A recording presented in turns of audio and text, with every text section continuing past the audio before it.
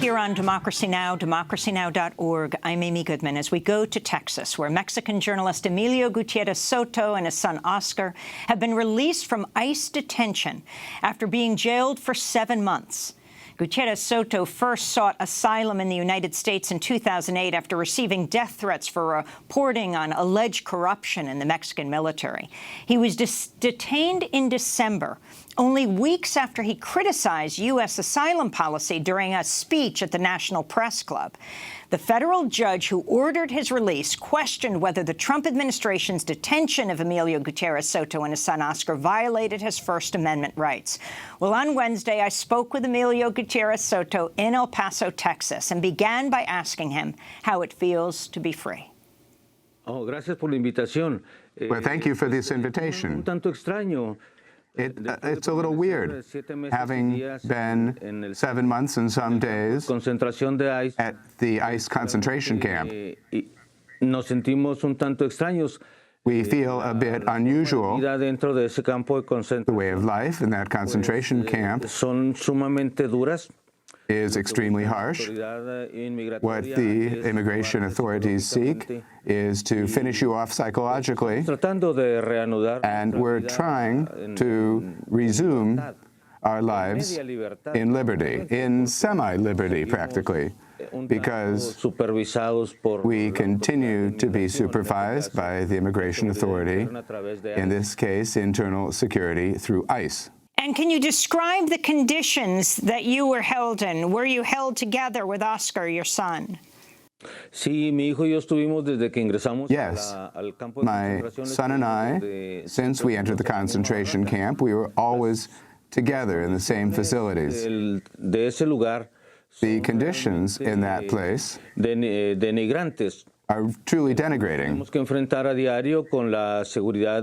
Day after day, we need to deal with, confront security of officers who are hired by a private company and who lack the basic ethical concepts when it comes to respecting human rights. We've had to confront a situation where there is some presumed food, which was really practically garbage, in addition to being enclosed where the barracks within have sanitary services and the shower, or toilet and shower, which causes constant contamination when it comes to internal development or any thought of pursuing intellectual development or of any sort of mental reflection in these places. These are really places in which there is an effort to totally destroy those who have the misfortune of reaching those places, destroying them both psychologically and physically. Emilio, can you talk about why you were jailed in December? You had just been honored in Washington, D.C. In fact, I want to turn to your speech in October at the National Press Club as you accepted the National Press Club's John Aubuchon Press Freedom Award on behalf of Mexico's journalists. This is what you said then. The exiles is a constant suffering and source of pain for our families. Doña Impunidad no nos ha dejado de la mano. Lady Impunity has not let go of our hand. Mientras la justicia, Doña Justicia, se prostituye acompañada del Estado. While Lady Justice prostitutes herself in the company of the government. Los medios, para rematar la libertad de expresión, to again kill the freedom of expression. Quienes buscamos asilo político en países como este, those who seek political asylum in countries like this, like the United States, nos encontramos con la cerrazón de autoridades migratorias. We encounter the decisions of immigration authorities que regatean las leyes internacionales. That barter away the international laws. So, Emilio, that is you, Emilio Gutiérrez Soto, receiving an honor from the National Press Club in October. You were then detained in December. Do you believe there was a connection between the two events? Yo creo que sí, ha sido muy evidente. I think so. It's been quite clear that after receiving a recognition of that nature and of that importance, Lleguemos a una visita de contacto, de una visita. we had a visit, a contact, supervisory contact visit from ICE, Ponen las esposas, nos toman. and immediately they put the handcuffs on us, took our photographs, Ponen a unos metros de la línea internacional con el argumento. and practically took us a few meters from the international border, the argument being that we were being deported when Una moción ante there was already a motion before the Court of Appeals in order to stop such deportation and so that we could continue our proceeding in liberty. What was attempted on that occasion was once again to cut short or to cut off my freedom of expression, a freedom which I have continued to exercise in Mexico and in the United States. que la labor de los periodistas es I believe that the work of journalists is to speak the truth, to act with the truth, and especially to cast light on the truth for those who listen to us on the radio, those who read us, those who see us or watch us on television. We journalists have a major commitment all around the world to do the best we can, carrying out our job honestly. I think that it was one more reprisal on the part of ICE proceso de asilo, de solicitud. after having continued in an asylum request process for 10 years. Ours has been the longest, most drawn-out, most tedious asylum process, and in particular the one that where we have put forward the most evidence before the immigration judge that we did not come to the United States looking for a green card. We came to save our lives, the lives which, for the Mexican state, turned out to not be important. So important has the work of journalists been in Mexico for the Mexican authorities that we have more than 125 journalists who have been assassinated in the last 10 years, and in respect of whom there is total impunity, both in my home state of Chihuahua as well as throughout the country. I feel that it was a major reprisal by the United States government De una manera on speaking out and demanding respeten las leyes internacionales en that materia de international law in relation to political asylum be respected. ha proclamado These are laws that the United States has proclaimed de and ninguna manera se pueden aceptar. said should be accepted in other countries, but cannot be accepted as a moral claim or protest in this country, the United States. Emilio, you have been detained during this historic period of the Trump administration, imposing what he calls the zero-tolerance policy, where thousands of children were taken from their parents at the border. Still, hundreds of them, if not over 1,000, have not been returned to them. Parents either deported or sent to 17 different states. We don't know how many states children were sent to. You were watching this from your own detention. Were parents and children coming into the detention facility, the jail you were in? And what were your thoughts as a journalist and as a human being watching all of this unfold from behind bars?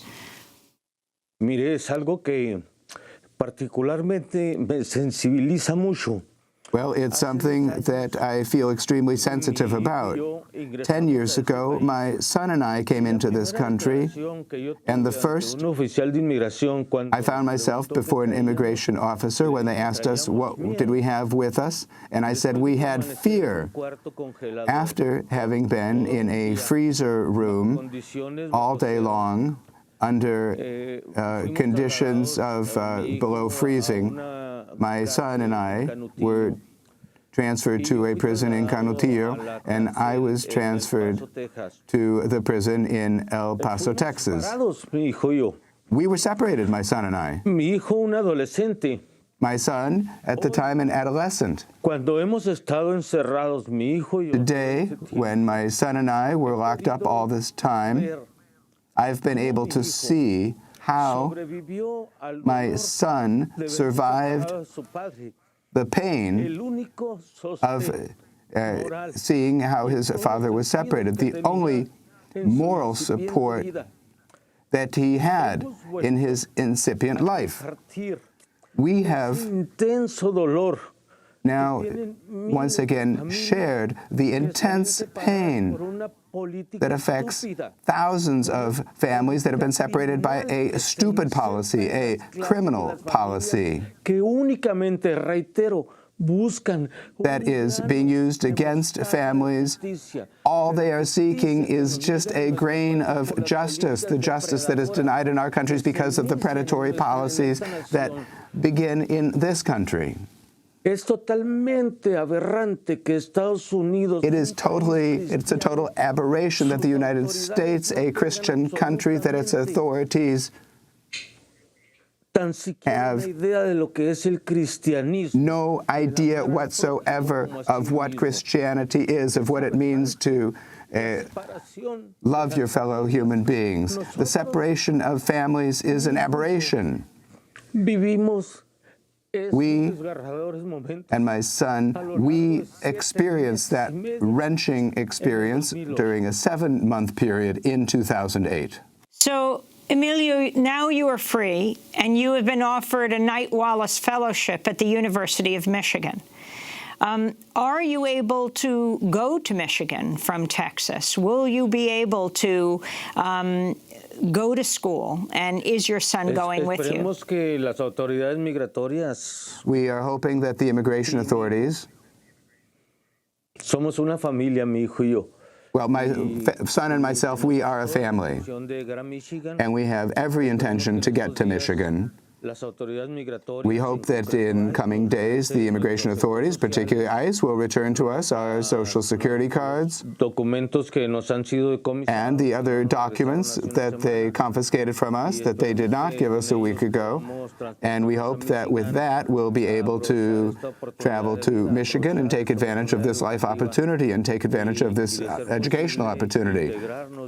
And if possible, become fully engaged once again in U.S. society. You were also in detention through the historic election of AMLO, Andres Manuel Lopez Obrador, who will be the next president of Mexico.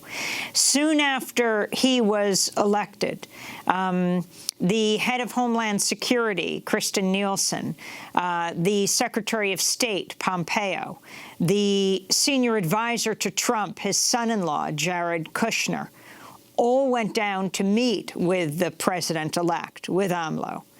Can you talk about his election and also what you see will happen and what this means for U.S.-Mexico relations? Mire, México, a través de Andrés Manuel. Well, look, Mexico, through Andres Manuel, well, I have followed his, AMLO's political history, and I have felt closely identified with him in terms of the social policies that he has proposed. I believe that Mexico is going to draw a clear line vis-a-vis what Trump wants and what we need to do with Mexico. Mexico, in recent years, has practically been supervised and under the yoke of the United States. I think that's going to change. Even though Trump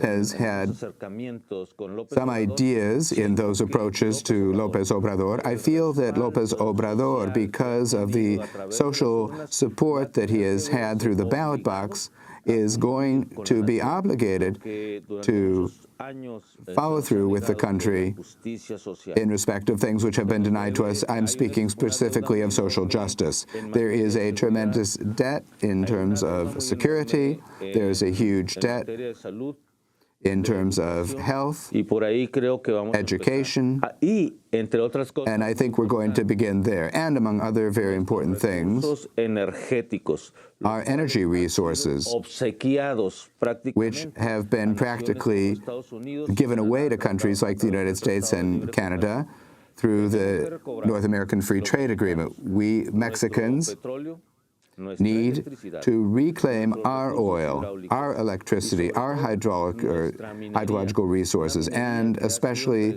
our mining. mining which has practically been turned over totally to Canadian interests. We need to negotiate that. And I think that AMLO, López Obrador, has set those goals clearly, and he needs to follow through on them, because he has offered that. The number of journalists who've been killed in Mexico since you were detained, I think the number now is 8. Journalists gunned down who face the fate that you were afraid of if you were deported to Mexico. Can you comment on the level of violence in Mexico and what you think needs to happen to address this? La violencia en México la generó un presidente borracho como Felipe Calderón. Violence in Mexico was brought about by a drunk president, Felipe Calderón, and then there was a corrupt president, Enrique Peña Nieto, who has presided over further violence. They have not had the intention of offering any justice whatsoever. Impunity is what has accompanied journalists throughout this time. Estuvimos a punto de ser deportados. We were about to be deported, and with that, it's practically turning us over to those who were looking for me to kill me, which is the Mexican army. The Mexican consulate in El Paso is an agency that is totally at the service of ICE. It does not protect the interests of Mexicans at all. The consul takes great pleasure in being friends with William Joyce, who's the field director of ICE.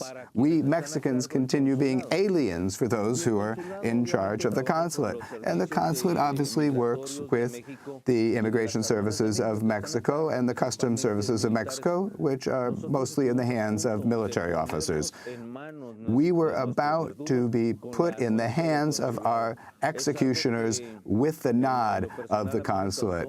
This is something which caused me personally great fear, because I was practically, the life of my son was practically being put in the hands of the Mexican army, a life which has nothing to do with the work that I have done over many years in Mexico in my work as a journalist. And finally, Emilio, what message do you have for people outside of detention centers? What should we understand about what's going on in the detention centers, what you call the concentration camps of the United States?